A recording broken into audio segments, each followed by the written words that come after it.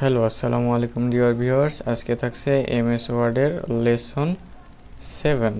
আর এই লেসনে থাকছে ইনসার্ট ট্যাবের পেজ রিবনের কভার পেজ, ব্ল্যাঙ্ক পেজ এবং পেজ ব্রেকের কাজ। টোটাল ভিডিও আপনারা মনোযোগ সহকারে দেখবেন। কভার পেজ, তাহলে কভার পেজ এর কাজ কি এটা আপনাদের জানতে হবে। কভার পেজের কাজ হলো বিভিন্ন বই থাকে আমাদের, দেখি আমরা সাধারণত গ্রামার, নর্মালি যেগুলো বই ইউজ করে থাকি, শিক্ষা বোর্ডের বই হোক আর গাইডের বই হোক, সব বইয়ে দেখবেন উপরে একটা পেজ থাকে, এটাকে আমরা বলি কভার পেজ। ওই ডিজাইনটাই ঠিক এই জায়গা থেকেই করা হয়। নর্মালি যারা এমএস ওয়ার্ড দিয়ে করে তারা এই জায়গা থেকে ডিজাইনটা করতে পারে। এখানে ডেমো কিছু ডিজাইন দেওয়া আছে, আপনারা চাইলে এখান থেকে ইউজ করতে পারেন। চলুন একটা ডেমো ইউজ করি আমরা। এই যে একটা ডকুমেন্ট, আপনারা চাইলে এই যে ডকুমেন্ট, এখানে আপনারা লিখতে পারেন আপনাদের নিজস্ব টাইটেল। ঠিক আছে, এটা হলো টাইটেল। টাইটেলে আমরা যদি লিখি টাইটেল দিলাম ক্যারিয়ার ডক্টর, আপনার নিচে এটা হলো অথর মানে যাই লেখক তার নাম আমি দিলাম, আর একটু কেটে দিই পুরোটা, আমি দিলাম আর আই, অথরের নাম দিলাম আর আই, কোম্পানি দিলাম ক্যারিয়ার ডক্টর, কোম্পানির নাম ক্যারিয়ার ডক্টর দিলাম। এই যে অ্যাড্রেস আপনারা যেটা চাইবেন সেটা দিতে পারেন, আমি হিজিবিজি দিয়ে দিলাম। ওকে, আমরা সুন্দরভাবে একটা তৈরি করে দিলাম ডেমো দিয়ে একটা বুক কভার। ঠিক এইভাবেই বুক কভার তৈরি করা যায়। আর এটা হলো ডেমোর মাধ্যমে, আমি নিজেই তৈরি করব বুক কভার। তাহলে আপনি করতে পারেন অনেকগুলো শেপস নিয়ে ইনসার্ট থেকে এই যে শেপস, এই শেপস থেকে এইটা নিলাম। আমি আপাতত এইটা করে দেখাচ্ছি আপনাদেরকে। এই যে মাউসের লেফট বাটনে চেপে ধরে আমরা টানে দেব, ড্র্যাগ করব, তাহলে দেখুন চলে যাচ্ছে। একটা নির্দিষ্ট পর্যায়ে রেখে আমরা ছেড়ে দেব, তাহলে দেখুন ওইটা হয়ে গেছে। আমরা চাইলে এটাকে কপি করতে পারি। এর মাউসের লেফট বাটনে ক্লিক করে কন্ট্রোল চেপে ধরতে হবে, কন্ট্রোল চেপে ধরলেই দেখুন একটা কপি হয়ে গেছে। আমরা চাইলে এটাকে বড় করতে পারি, এই যে এটাকে টেনে ধরেই নিচে আনলেই দেখুন বড় হয়ে যাচ্ছে। ঠিক আছে, ঠিক এইভাবে আমরা বড় করতে পারি। এই যে আমরা ভালো করে অ্যাডজাস্ট কিন্তু এখনও করিনি, এই দিকে সমান করতে হবে দুই দিকে।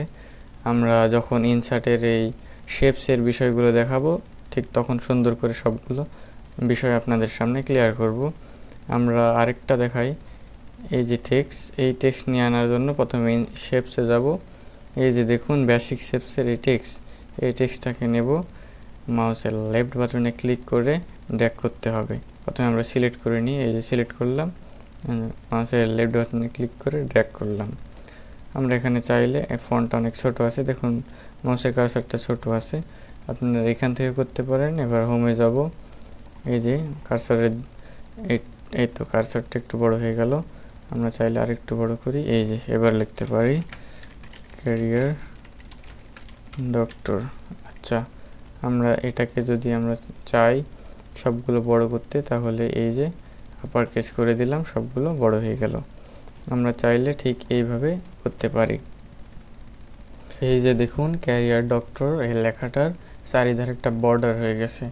আমরা যদি চাই এই বর্ডারটাকে রিমুভ করব, তাহলে প্রথমে ক্লিক করব, ক্লিক করার পরে আমরা এই যে দেখুন ফরম্যাট মানে ড্রয়িং টুল, এটা চলে আসছে। এখান থেকে ফরম্যাটে যাব, কিন্তু ওটা সিলেক্ট করব না, দেখেন কোনো ড্রয়িং টুল বা ফরম্যাট আসেনি।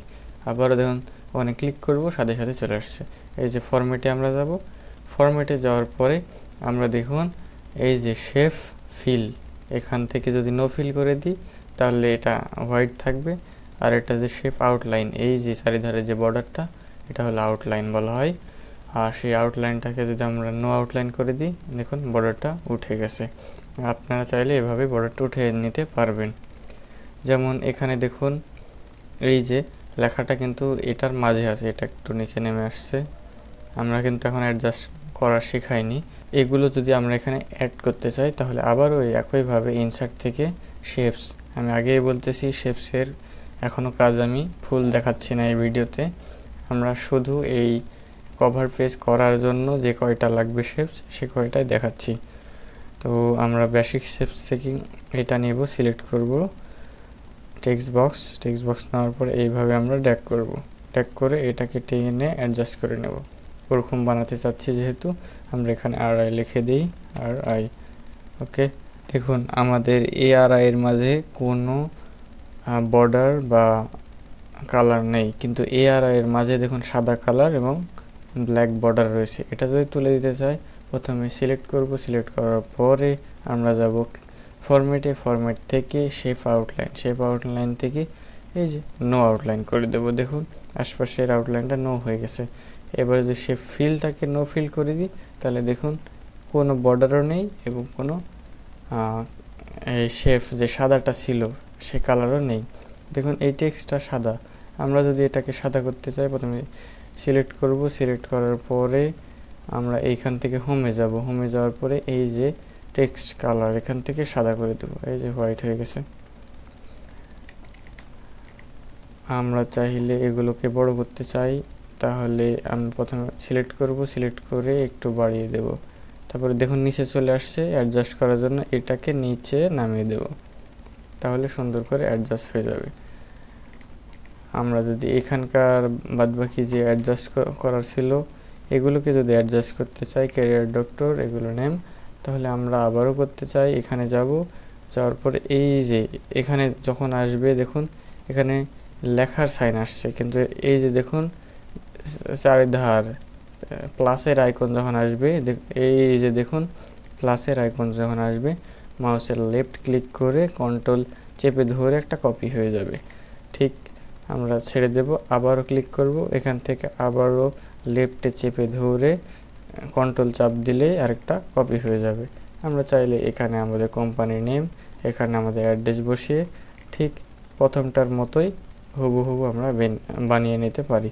তো আমরা সবগুলোকে একসাথে ডিলিট করার জন্য Ctrl+A মানে অল সিলেক্ট অলকে সংক্ষেপে Ctrl+A দ্বারা সিলেক্ট করতে হয়, তারপরে ডিলিট মারব, সব কিছু ডিলিট হয়ে যাবে। আমরা এবার ইনসার্টের ব্ল্যাঙ্ক পেজ আর পেজ ব্রেক এই দুটো শিখব। এই দুটো শেখার জন্য প্রথমে আমরা কিছু র্যান্ডম টেক্সট নিয়ে নিই, র্যান্ড 5।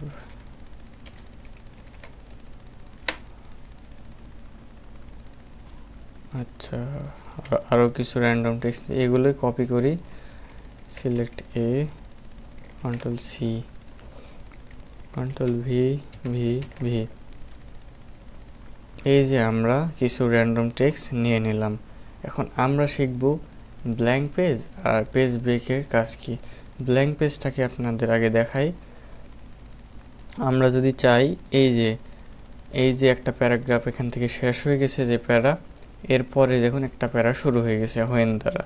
আমরা চাচ্ছি এই দুইটার মাঝে আরও অনেক ইনফরমেশন লেখার প্রয়োজন, আর আমাদের এর মাঝে একটা পেজ নেওয়া প্রয়োজন। মেনলি আমাদের যদি এর মাঝে পেজ নেওয়া প্রয়োজন হয় তাহলে হোয়েনের ঠিক আগে এভাবে দেব, মাউসটাকে রাখবো, মাউসটাকে রেখে ক্লিক করার পরে এই যে ক্লিক করলাম, ক্লিক করার পরে ব্ল্যাঙ্ক পেজে ক্লিক করব।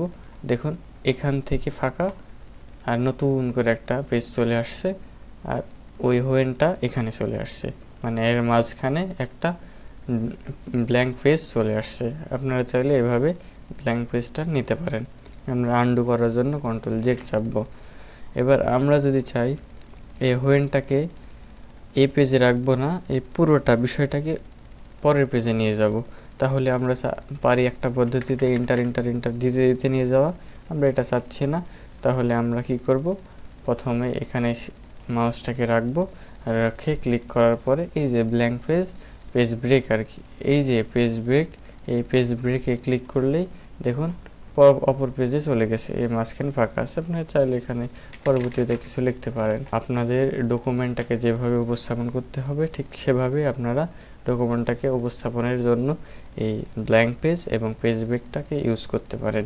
এই ভিডিওটা যদি আপনাদের জন্য হেল্পফুল হয়ে থাকে অবশ্যই ভিডিওতে একটা লাইক করবেন, এবং চ্যানেলে নতুন হয়ে থাকলে অবশ্যই একটা সাবস্ক্রাইব দিয়ে আমাদের পাশে থাকবেন। ধন্যবাদ।